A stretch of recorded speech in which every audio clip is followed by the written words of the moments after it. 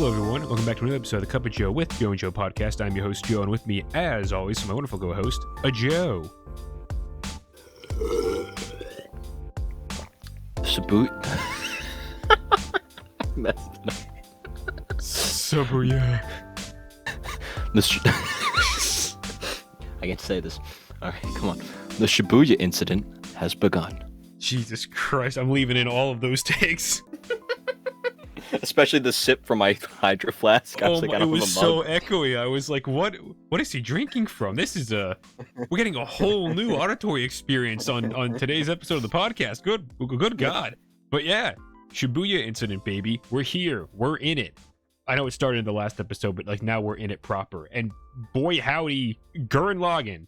That's all I gotta say, Joe. This is the Gurren Lagann episode. Thank you. Good night. This is my favorite episode of anime of all time for JUJUTSU KAISEN. I'm not biased. Literally, the first 10 seconds, I paused, and to myself, I go, what the fuck? That looks really good.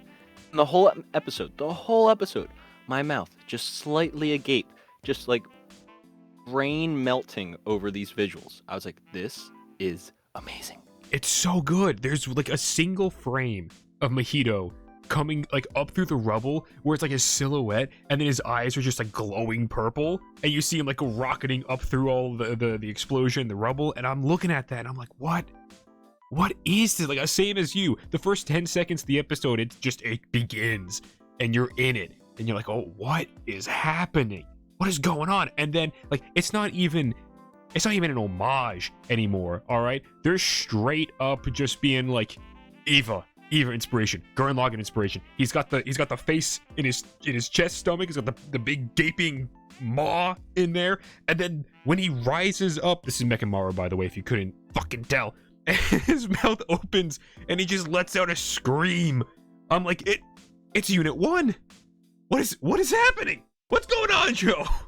The nice little anime crossover, and I love it because this fight is amazing. Not only is the visuals great, the back and forth is amazing. I mean, we began some pretty short battles with Bleach. Kind of miss these more longer. Like, this battle is half the episode, and it's a lot of actual back and forth, not like, here's my final technique. No. This, you see some punches thrown, and they are satisfying. Yeah. I mean, we do get a couple final techniques in this. I will say also with this episode, there's a lot of, I don't want to say lore, but we learn a lot of techniques of JUJUTSU Kaisen. I think it's called like a single domain. Is that the term that he uses? Oh, a simple domain. Yeah, we learn about domain in season 1 with we see Miwa. Like it cuts back to that real quick because she has her simple domain shadow style. So it's like a you know the sea bear circle in SpongeBob? No. Okay, well, just imagine you take a piece of chalk, you draw a circle around yourself in the ground. Miwa does that, it just appears around her. When you step into the domain, like into that circle that she makes, she can hit you immediately because like the reflex is so fast. But it's not like a full domain like Mahito makes or even Fushiguro makes at like the end of season 1 or, like Gojo has, but no one can do what Gojo can. He's the Muffin Man. Anyway, yeah, simple domain is what's called.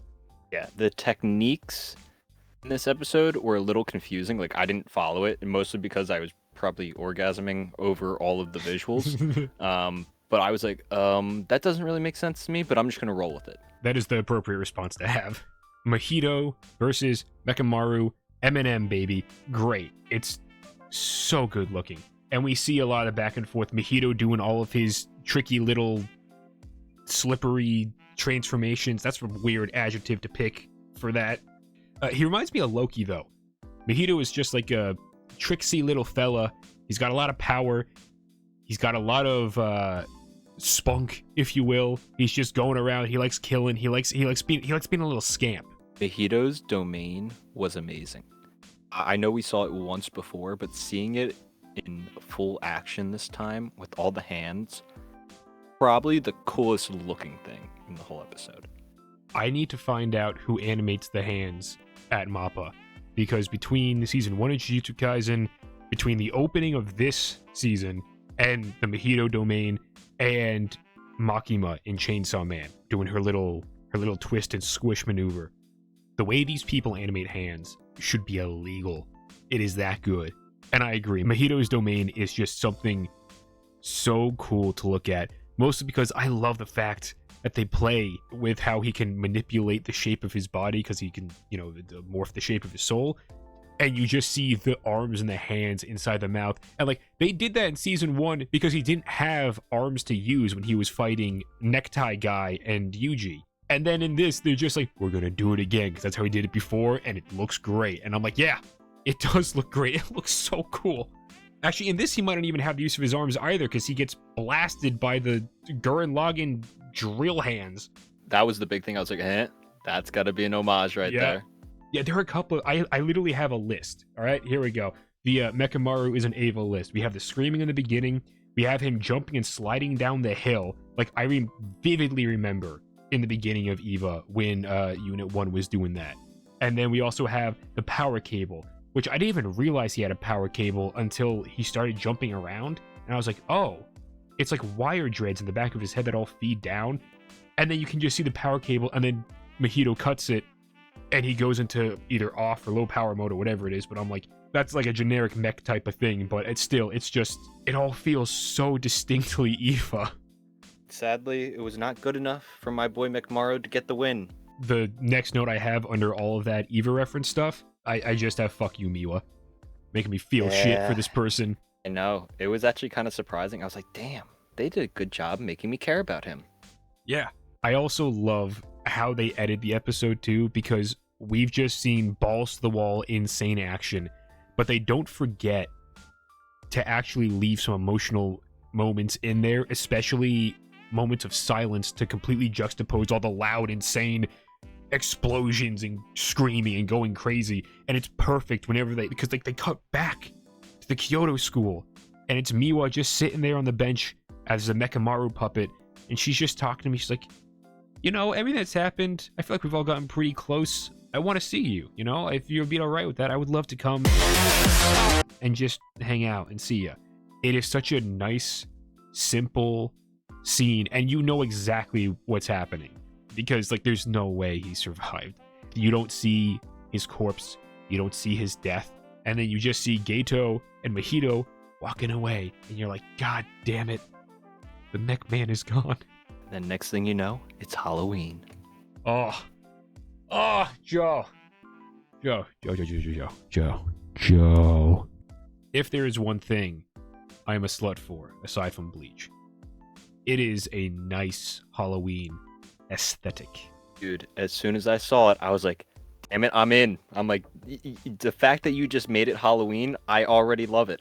I am already so on board with this. It is unreal. We're just getting all the meat, and I love it. We're just getting right into things. And the Shibuya incident was again, we have that term that's been floating around, and you're like, what exactly is it?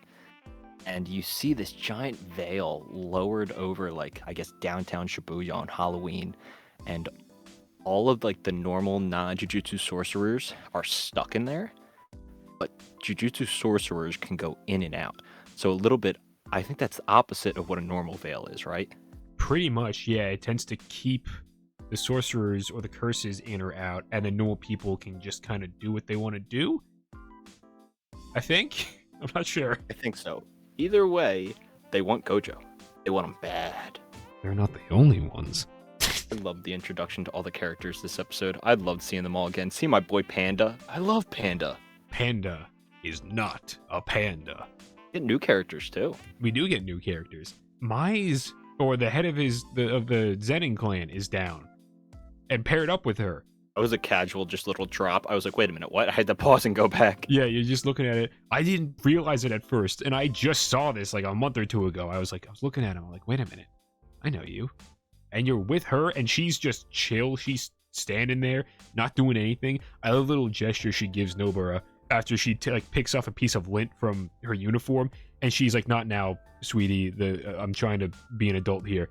And Nobara is just like, oh yeah, I got you, chill. All right. And no words are said between them. It's just the simple hand gesture. That's pretty cool. Panda is with some dude in a trench coat.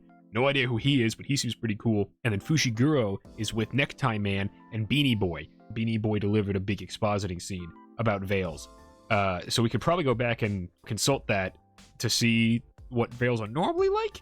I know he started talking about like cell phone reception and shit like that, but the moment he started talking, I'm gonna be honest, my brain glazed. Like, I was not paying attention. Yeah, I was like, okay, this is big X. I'm gonna hop off the JJK cock right now, the JJKC, if you will, and I'm gonna do one criticism. The exposition is still bad. Don't just stop everything and start speaking to me. They try and make it comedic. They're like, all right, we have to do this. Might as well try and make it fun. It's like, well, you can come up with another way, maybe. You could be a little bit more creative and not just stick to a comedy routine. We just came off of an insane fight. It's Halloween. A massive veil's been lowered. People are being suctioned up like it's the fucking space vacuum from Spaceballs. It's like, what is happening? What's going on? It's really dire. And then all of a sudden you used to have Beanie Boy going like, anyways, this is how a veil was, blah, blah, blah, blah, blah. And you're just like, oh, okay, all right. And then I love Fushiguro. He's like, so if you didn't know, and then Fushiguro is like, I did know. And Beanie Boy's just like, I'm gonna go kill myself then. All right, bye.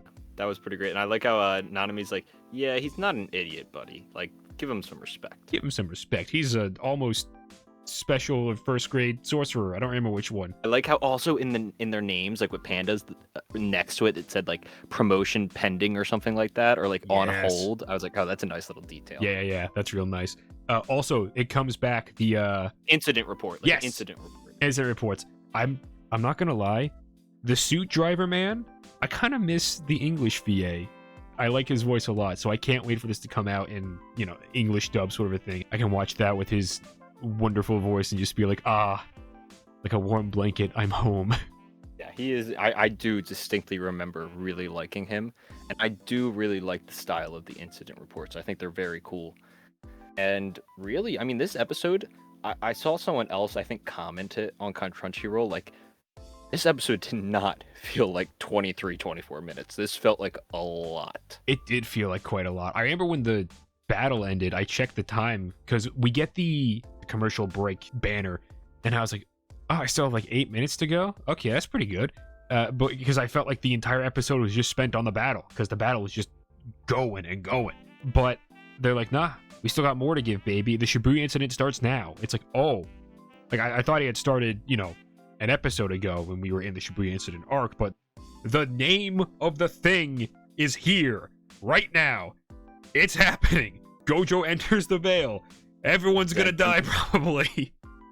His entrance, amazing. I loved it. Just the casual walk in, bumps into the guys like, oh, my bad. Oh, yeah, sorry, dude. Anyway, I'm here to save all of you. I mean, we obviously know who's behind it, and it seems like we're going to get some of those old special grade, I don't want to call them demons. Curses, thank you.